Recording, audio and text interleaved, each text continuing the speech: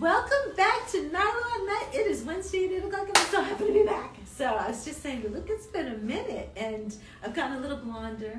Beautiful. Thank you. Beautiful. I feel like I've been to summer and I've come back to tell you it's hot and it's beautiful and it's warm. So hold tight. So in the interim, welcome to NiLu at Night.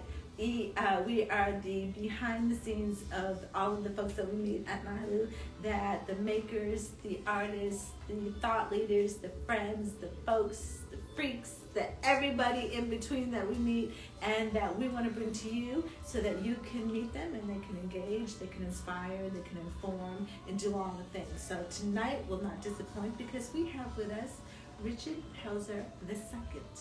Yay! Thank you. Thanks for joining us, Richard. No, thanks for having me. I'm very excited. Congratulations on the series. Thank you, thank you. This is, I think, number 66, 67. I have to check. 67 is a good year. Yes, it is. Cha-ching-ching. Yes. God. All right, that took me back a little bit, but still a good year. So we got Richard here today. Richard is a Renaissance man. We were just sitting here talking about his time spent while he was in Ohio and how he discovered, how Dougie Fresh became part of his life. Oh, yeah. Yeah. So, but let me tell you, Richard does a lot of different things. He is got his hand and his foot and a lot of different things. All things Harlem. He's a big fan of Harlem. I can just share with you a couple of things, but actually, I'm gonna let Richard introduce himself and tell us who you are.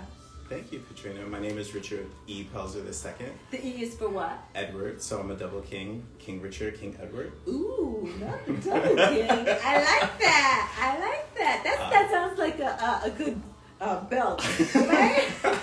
You do when you get one more, you'd be king squared. Oh, right. That's for you math heads. As you mentioned, I identify or I claim Ohio, Cleveland as my home, but I lived in South Jersey. Then my dad got a job in Rhode Island, so I lived in Rhode Island until I would say high school. Uh-huh. And then I moved to Cleveland, Ohio, Shaker, and got a job. And my dad was like, aren't you going to go to school? And I was just like, maybe. So I took a gap or two. Did you really? Yeah, I took a gap. What was that? Because you didn't know what you wanted to get into, because that was unheard of then, right? Yeah, you're doing what? Uh-huh. But I knew that I had to go to school, so that was the thing. But and your mom was a teacher, right? Yeah, my mom was a teacher, and they were just like, what would you like to do? And I have to honestly say I was kind of blessed because it was a range. So I was going to be a photographer. I wanted to be an airline pilot. I wanted to, get into fashion. I didn't know what at the time I wanted to do. So I got a job at a department store called Higbee's. Higbee's, which got bought by. It got bought by a May company. So the May company actually purchased. How do you spell it? Higbee's. It was Higbees. Higbee's. Yeah, so if you ever saw the movie, I think it was the Christmas Carol. Who was in it? It was like when I forgot the little guy. The classic one with the tongue. He sticks his tongue. I love that. Yeah, that's a classic. So that department store was Higbee's. Really? Yeah. So that was. Interesting. So if you could go back and you look at it, it was Higbee's, and that was done downtown Cleveland. Wow. Okay. But the department store was around for at least 70, 75 years, and I would say in the early 90s they started closing down, and then the May company bought them up. Yeah, interesting. Now from there, Dillard's bought May company, and so now it's a Dillard's. What department were you in? So I was in men's furnishings. So I did all of the underwear, socks, and then right across from that was luggage. So I was there, and what sparked it. I was moving up and I became a supervisor.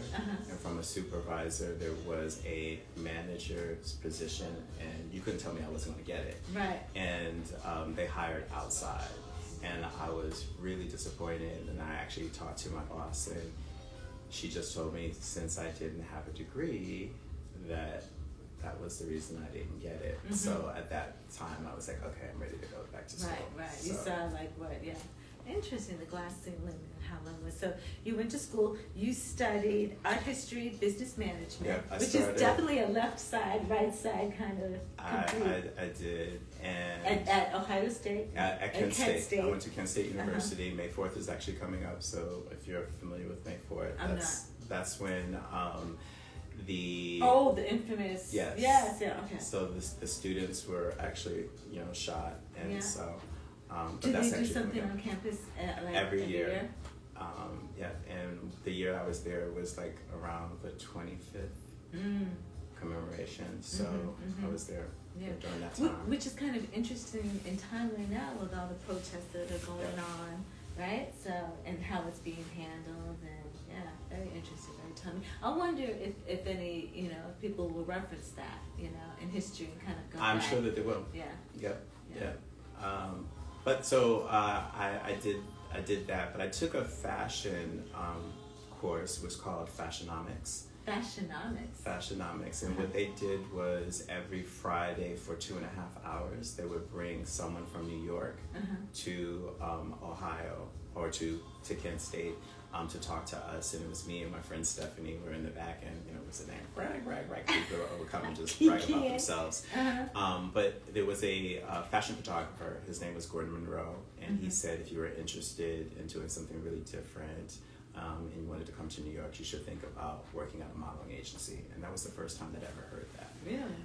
So that was the time when you would actually go to the library and look up all of the modeling agencies. And so I sent my resume to all of them, and 2 responded back favorably. And so one was called Zoli Models, and the other one was called Elite Models. And I didn't know the difference between the 2 at the time, but Zoli had a cooler name, so I went with that, right?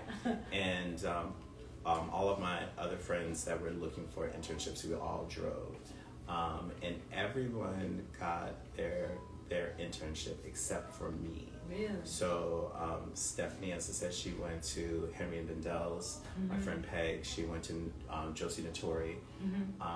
My friend Steve, he also went to a modeling agency too, so he was at Ford. And so I went to Zoli, and they were like, yeah, we're not going to hire anybody this year. So I was, devastated. Sure. Yeah.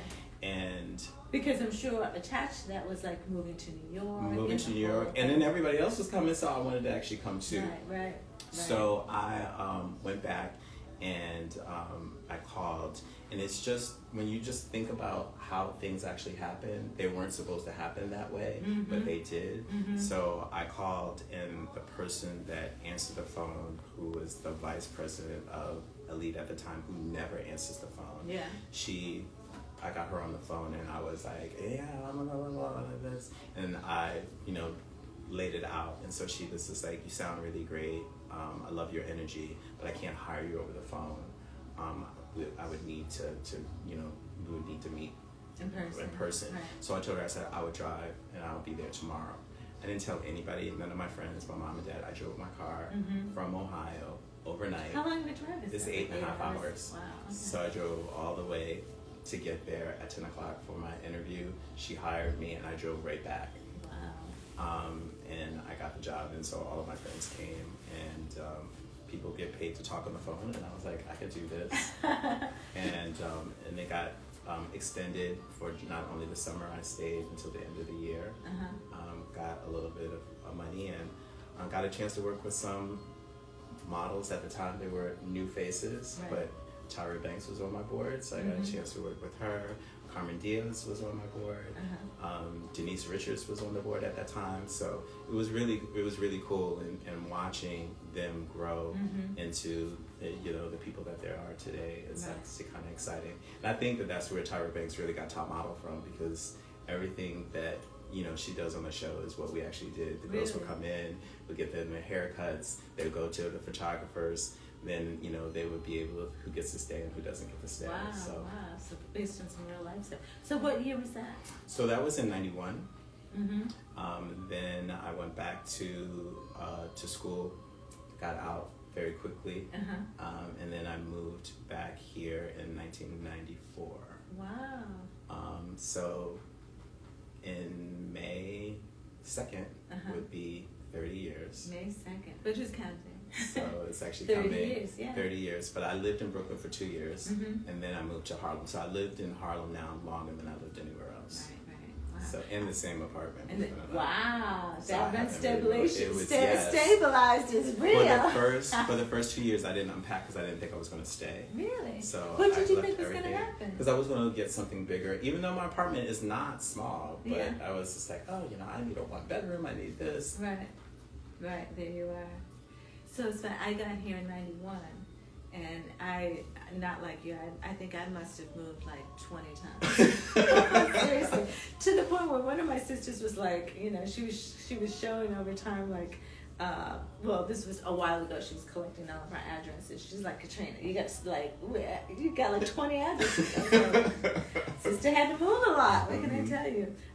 So you come here. So that's about that time where shortly thereafter, 1999, 5 years later, you become the CEO and the founder of your own business. Well, I started the company actually in 1996. Okay. But I was also working at Sony Music. So, wow. Well, not Sony Music. It was really Sony America, because they had 4 divisions. So it was Electronics, Sony America, and then Sony Music. What did Sony America? So Sony America was kind of like the parent company of all of them. Yeah. So we were at 550 Madison Avenue, and they were just opening up their retail space. So it was Sony Signature and Sony Style, and Sony Style had all the electronics. They had the store on the corner, and it was more of a museum style. Like these are. Well, kind of like how. Well, is it the same location now? But they have like in the foyer, it's more like a. And we were in the foyer in the back. Wow. So I haven't been there lately, so I don't know how it's set up. But they anchor 2 areas. It was kind of like fantasy. All of the big screen TVs at that time, all of the new gadgets that were actually coming. So it was kind of a showcase, but they weren't really selling any of those pieces. It was just displaying. But so many people were coming in, then they kind of moved it into a retail kind of space. I was in this the Signature in the back, so we had all the CDs, the T-shirts, all of those things. But a lot of the record companies at the time, so we had HMV and Blockbuster, what was Tower Records? They were buying so many CDs. They were like, oh no, you can't do that. Wow. So they would get the merchandise before we would get it. Like we were doing Barbra Streisand and Janet Jackson, and we had to kind of wait till they get it first, and then we got all distribute of it. it. Yeah, Right. so it didn't kind of really work for us, but then I realized that corporate America wasn't really for me. Yeah. So I decided to get into What talent aspect management. of corporate America was not for you? It was just a little bit too rigid. Even in the music side, because again, we would work with a lot of the different artists, and I most of my bosses were from the West Coast, and they were cool, but the ones that worked here in New York, I was like, okay, I can't see myself doing this. No. So how long were you there for? I did that for just about 2 years. Okay. So at the same time, I was still doing my own management, and and it was called Mega Model Management. Yeah. And then I had a children's division, which were Megamites. I like that. So we had a number of kids. If you look at some of the old videos, such as A Hard Knock Life with Jay-Z, all of the kids in that movie was really from my agency. We also did a few Denzel Washington's movie Hurricane Carter, Hurricane. Yeah. 3 little boys, and the little boy Mitchell Jr. was Denzel Washington's character. All 3 of those boys were from our agency. So we were doing it at the time. Yeah. Then 9/11 happened, and all the business went away. A lot of folks went to Canada, or they went back to California, so it wasn't a lot of shooting at that time here, and I had to really reimagine what that could possibly be. Reinventing yourself. Yeah, reinventing, and I was also getting tired of managing folks. Yeah. It was overgrown babysitting to me, so I said I wanted to do something different. and I was working with a celebrity makeup artist. His name is Sam Fine. And we came up with the Sam Fine Beauty Tour, which next year will be 20 years when we actually put that together. Wow. And it wasn't a lot of folks that were, touring, and we had this notion that, women of color or black women were going to pay $125 a ticket to come for 2 hours to really Wasn't that about the time that Amani came out with her makeup line, right? Because there was not any makeup of color, really, at that time. And it was great working with him because I learned so much. I learned a lot about marketing and promotion and the need and community.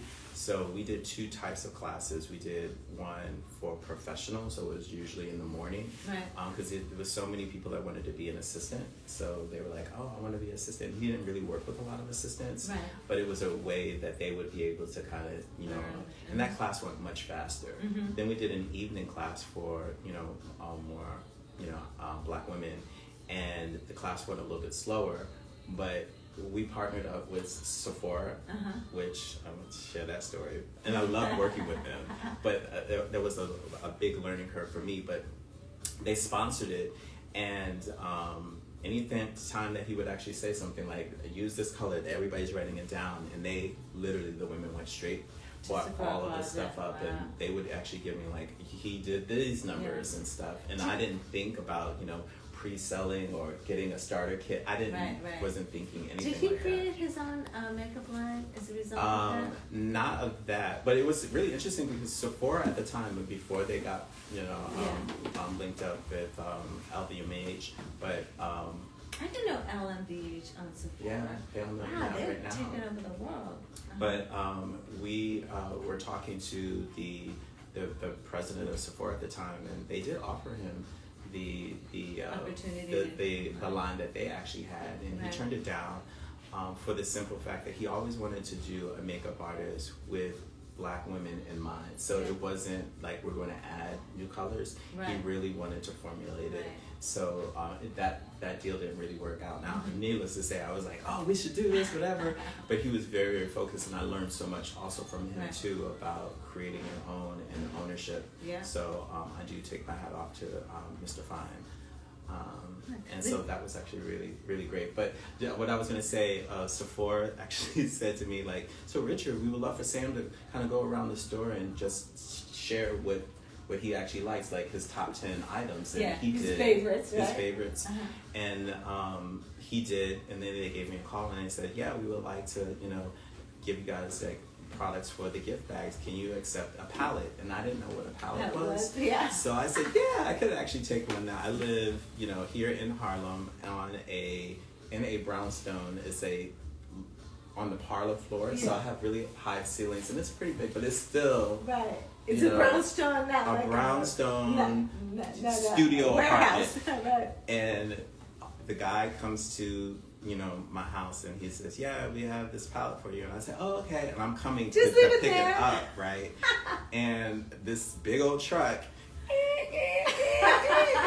and it was like this, not one, but two big pallets on the side of the street. And everybody watched me carry all of that merchandise into my apartment, which took up my whole apartment. I'm sure it did, Wow. But we did 10 cities. It was very, very exciting. And that was the taste of, I really want to do this.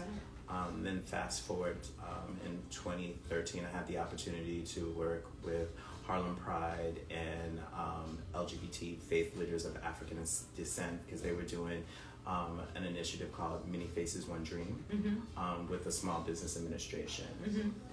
And we started working with a number of small businesses, and that was the next aha moment for me on working with like a SCORE and all of these different resources. And they were doing a 13-city tour. New York City happened to be one, and I was like, yeah, we're going to make sure that we get all of these small business owners to actually come. And we had over 253 small business owners come to Brooklyn for 2 days.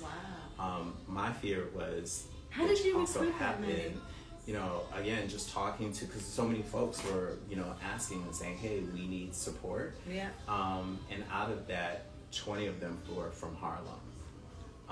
And then I was afraid that if they went to the next city, where were these people going to go? And they did have, some support. Mm-hmm. But what I've noticed, a lot of small business owners, their fears were, Richard, I'm just trying to keep the lights on and I'm trying to make payroll. So it's very difficult and hard to do these types of initiatives. It was hard for them to do marketing and promotion. Yeah. Because they don't have a team, so to be proactive, if you take your energy off of that, then something else is not getting done, which is usually the business and the register going. And the other thing too is like even the way that they structure a lot of the classes, it felt very like school.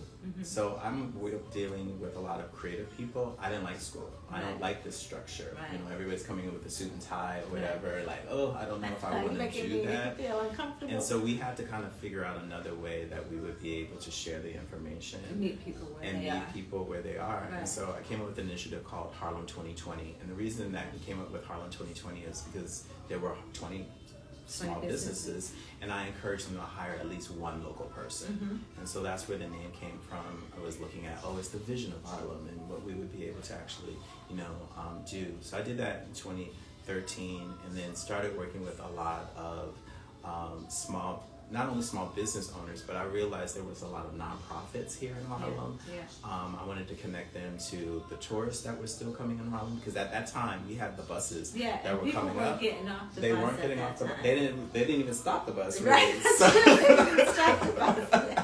They didn't. And I just saw how many creative people. Like I was on 125th Street, and the kids were like lifting the water up. And people were dropping the money down for them, and that's how they were actually even selling water. Business. I was just like, this is, really interesting to me. And so I got a chance to start taking the neighborhood development, tourism development courses that NYC Go. That was the New York Tourism was actually doing, and they were really talking about services and how we would be able to connect community engagement wise. And then I had the opportunity to work with Donna Walker-Kuhn. She has a company, Westers Walker International Communications Group, and she was doing 2 initiatives that I was really excited about, highlighting young people to go to Broadway or to see Broadway shows. Which was called Impact Broadway, which I actually loved. So I was on their, steering committee for that. And then we got a chance to work with the Broadway League, which were the owners of the theaters and the producers, to really think about what would Broadway look like 10 years from now. Right. And how do we get people that live in the area to be able to engage? And that was another aha moment for me as well. In what way? How people that aren't really living in our neighborhood perceive us. The way that they speak, talk, or think that, this is what people like, and they would actually just share, we have Fantasia in the show, so market to them. But there's so many other things that we're also interested in. And it can't always be transactional, but we have to be able to start to figure out that it's beneficial on both ways. And even when you're coming up with creative ideas, it's easily shut down because first, we don't have the money for that. And it's not always about money. It's also about, how we would be able to work together. So I always work with the 3 C's, which is create, connect, and collaborate. Usually people can do 1, possibly 2, but it's very rare that folks do all 3. And it was important for me to try to work with as many different organizations in Harlem to be able to show up, because my other 2 things are, if you are consistent, that's actually why. And that's not anything to take lightly either, because to be consistent is a practice of self-discipline, right? And that doesn't come easy. And the other one is just to show up, right? And show up to me is also taking up space, because I would actually go into spaces and folks would say, how did you get here? And who do you know? And it's always about it's about what? It's about information. How did you find out, right? Who are you and how did you get in? And I would say the same, like, who are you and who how invited you here? Right? And so it was it was a lot of that, but just being in this space and now space is so important, especially here in New York and especially in Harlem, because space is sacred. Space needs to be safe. It could be expensive. We're doing digital space, online space. So again, it's all of those types of things. And I have this hashtag, or the hashtag that my other business partner, and I want to start shouting out people because if I don't, I'll forget. Well, you've got some shout outs here that they've already. Michelle Weaver's like, we she's love like, Michelle. Michelle, But that's my other business partner you too. fashionista. Yes, you get the job. She's got a whole absolutely amazing. Says Helena, work, entertainment. Michelle says, stop it, open and shut the front door. I love it. Fabulous. Those are the shout outs. And yes, Michelle again did that. Exclamation point twice. So. But Nathan Hill Williams, who is my business partner, I love to do film and storytelling, so I wanted to shout him out. My friend and business partner Nefertiti Strong, who lives in Munich, Germany. Oh, nice. She's doing all the AI technology stuff that I'm working on, so I think that's really great. And of course, Michelle, we're working on with Rodney Chester. So who's my graphite house? Who's that? Jones. You know Jones? Pelzer. See? Oh, wait a minute. Greg? Yep. Greg Jones. No, Rodney Jones. Oh yes, I know Rodney Jones. Absolutely, yeah. Okay. Yeah, so I like it. Okay. What are the shout outs? So I'm afraid if I start shouting everybody out, I'll totally forget. But I do want to actually shout out my Harlem Fine Arts Show family, because again, this was my 24th month. I do it in months. Yeah. So I have another 34 months on my contract. Yeah. So, and that was Harlem Fine Arts Show 16. It's number 16, and we're planning 17 for next February. So if you haven't got a chance to come to New York City, hopefully you'll be able to come. Is it going to be at the Glasshouse again? It's going to be at the Glasshouse. Because Harlem is everywhere. Harlem is everywhere. And it's and we're annexed New York City downtown for those 3 days. But again, well done. 360. Nice. Thank you. That was nice. Thank you. And again, that's also a part of community, how community is our superpower. And if we would be able to really work together, there's so many people from not only here in the United States, but around the world that want to come to New York and showcase at that level. It's really important for us to be able to share our stories, and that's one of the things that I really would like to do with a number of the artists, is to be able to highlight and amplify them. But also, our target markets, we have our collectors, we have our patrons, we have our young professionals, and young professionals if I'm going to go to this work at this company, I would like to be well represented. So that as well. And then we also have our new collectors that I'm just starting out. I don't know what I need to actually purchase and buy, and that's another area. What I love about it is it also makes art approachable. It's an opportunity for you to actually get to meet an artist and understand their inspiration, what brought them there, which is priceless. And even when you think about art, it could be elitist.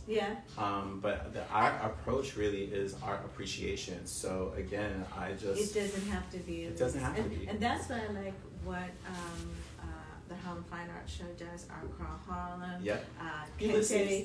Right.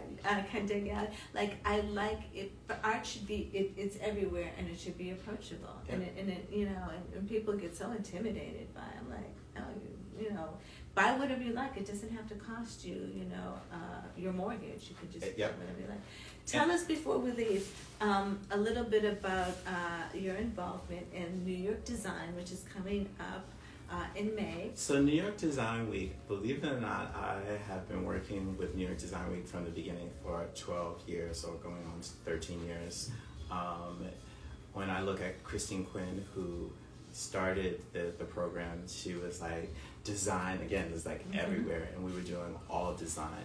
But then it started to kind of morph into more professional design, so architecture, interior design, landscape, and which I think is really great because the architecture here in Harlem is gorgeous. Amazing. And we have such great, amazing talent. So leaning in again with sharing, because I believe, and this is an I statement, I look at Harlem as the center of all Black culture.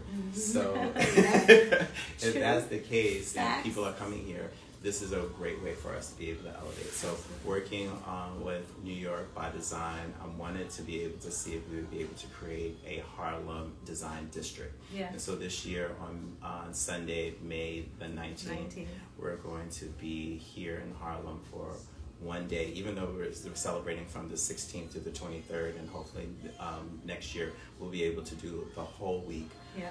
With programming and everything. With programming and activations, but on that Sunday, this is our Harlem design tour that we're going to be doing at Home for Harlem. Sunday, May 19th. You don't want to miss it. The first tour, it starts at 1 p.m. 1 p.m. we're going to be doing a press conference, and then the tours start from 2, and we'll have,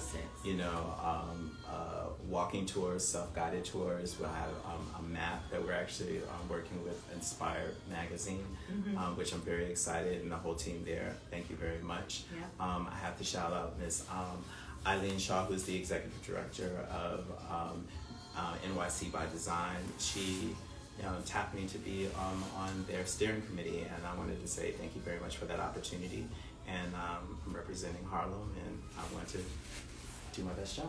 You will. And you're an amazing partner, so thank you, Katrina. I'm so excited. I am too. I mean, I feel like NiLu will have been here 10 years next year. Congratulations. Boy, thank and you. how did you get the name? NiLu, Nigel and Luke. Luke behind the camera, NiLu, my 2 boys. But they all know that. They all know that. But all of the people that okay. So all my new people. All the new people. So NiLu was named after Nigel and Luke, my 2 sons. I gotta shout out. Well, Helena Work Entertainment says, I'm so happy everyone gets to see how amazing you are, Richard. Thank you. And then Nikisha absolutely agreed. He's such a talented individual. So thank you. You Thank got you, love and guys. support. I love it. Is my mommy and daddy on there? What are their names? He would probably be Trusty Pelzer, by the way. Trusty Pelzer. Because he's Is actually that like Dookie Howser? He's the trustee of our national church. Is he really? Yeah, so he travels the country Nice. to check on all of the folks and the people. So what's that very finish proud of on it? My daddy. No, I don't see it, but I don't have my glasses on either. I'll send it to him. So Yeah, I'll put you down as a thank you guys collaborator. all for your support. Feeling Groovy just joined. Oh, love it. I love it. Nice. So that's what we have to look forward to for your next venture. You're always moving, you're always creating, you're always doing. And hopefully next year in 2025, as I said, we'll activate the whole week, but we would like to have a show house. We will have a show house. We'll have a show house. We are putting that out into existence. It will happen. And not only will we have a show house, it will be the show house for New York design. This year is just going to be a little taste. And Right. I feel like New York is always a place of, shoot, I forgot what I was going to say. No. Oh, always leave them wanting more. Right. And that is what we're going to do on May 19th. So when they come back in May 2025, they're going to be like, okay, that's all nice, but we're going uptown. I love We're it. going uptown to get down. I love it. So this is going to happen. We got to move along because I need to know either or this or that before you give us the word of the week. So this is the time when we gotta see where Rich's head is really at. So either or this or that, live theater or movie. Movie. Okay. Historical tour or nature walk. Historical tour. Oh, okay. Nature. City or countryside. City. Okay. Ninjas or pirates. Ninja. Luke just lost it. He's like, what? I said, hey, look, those who know. I can't hear. Oh, settle or search? Search. I'm always searching. I love to explore. I've been here, again, almost 30 years, and I still walk around like I'm a tourist. That's the beautiful thing about New York. See, that's why it makes it so hard to leave, right? Because where else can you walk around completely, enthralled and learning something new? Richard and I were talking about he likes to take the bus, and how, you always meet somebody interesting on the bus who just has stories to tell, a plethora of experiences and things. So lead us off with the word of the week, Richard. The word of the week. My word of the week is Jubilee. Ooh, Jubilee. Jubilee. Tell us why. Because I just love the idea of excitement and celebration. I'm always hopeful. And even the time that we're living in right now is very trying. But I always ask people there's something to be grateful for and something that we should want to celebrate. So me getting up in the morning is a great celebration. So Jubilee.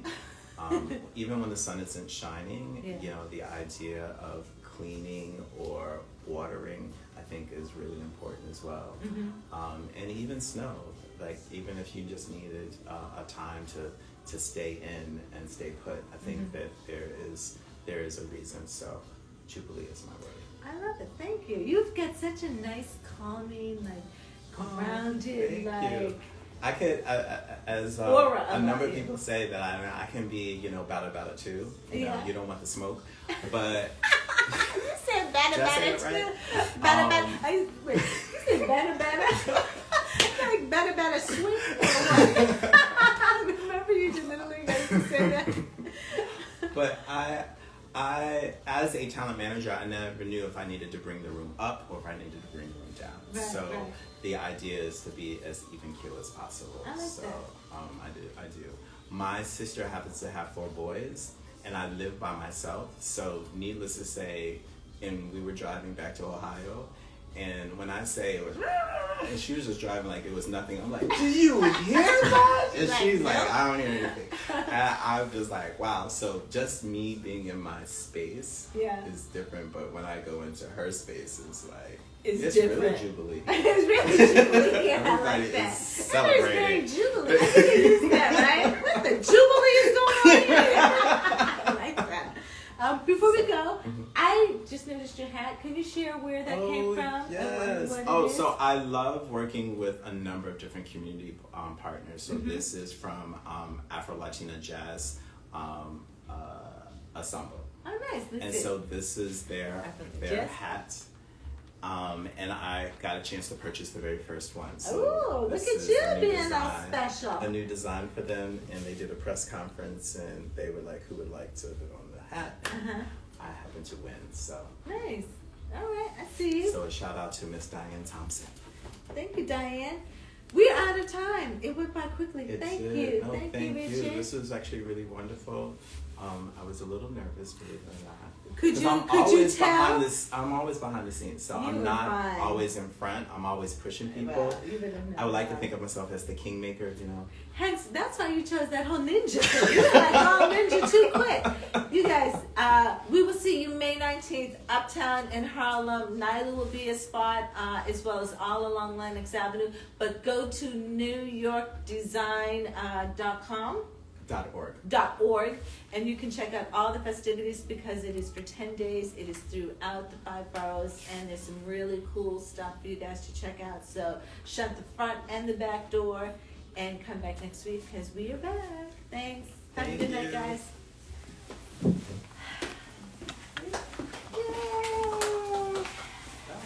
The team's back together.